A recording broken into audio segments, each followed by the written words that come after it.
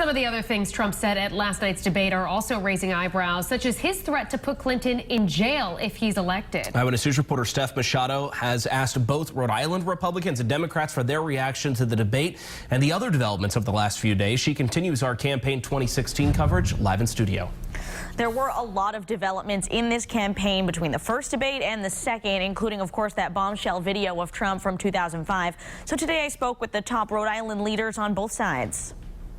To get a special prosecutor. Unlike the first debate, Donald Trump hammered Hillary Clinton on her emails in the second debate last night. I asked Democratic Governor Gina Raimondo and Rhode Island GOP Chair Brandon Bell what they made of this moment. It's just awfully good that someone with the temperament of Donald Trump is not in charge of the law in our country. Yeah, because you'd be in jail. To me, it's just another example of how he doesn't have the right temperament or qualifications to be our president. I think you have to point out her inadequacies, and there are so many, because she continues to move her lips and lie to the American people. Bell did denounce that 2005 video released Friday that shows Trump telling Billy Bush that when you're a star, you can do anything, including grabbing women by the genitalia. I thought it was disgusting. I have 2 daughters, I have a wife, but even without 2 daughters and a wife, I still think it's disgusting.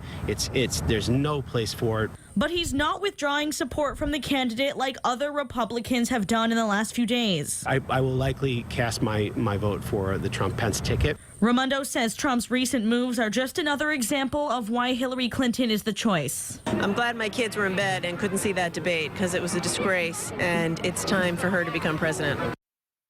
And amid the turmoil in the Republican Party today, there is a conference call with RNC members scheduled to happen as we speak. And coming up new at 6, our political analyst breaks down what last night's developments mean for the future of the race. I'm Steph Machado, Eyewitness News. New at 6, our political analyst reveals what it means for the race going forward.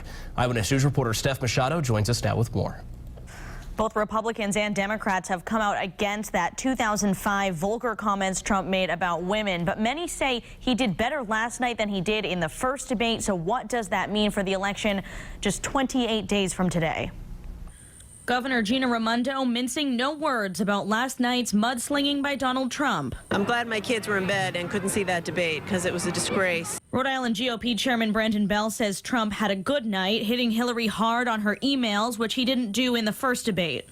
I think you have to point out her inadequacies, and there are so many. Trump is still in recovery mode after a vulgar video from 2005 was released Friday, in which he says because he's a star, he can grab women by the genitalia. Eyewitness News political analyst Joe Fleming says Trump's loyal supporters will stick with him despite the controversy. But if he wants to win the race, he needs more suburban women and college-educated voters to join him. He has to convince them. Last night, I don't believe he did anything that would do that. And he says Clinton needs to grab the voters who are just now jumping off the Trump train. What she has to do is be open to all these Trump people who are saying we can't vote for Donald Trump. She has to give them a reason to vote for her, talk about policies that they relate to.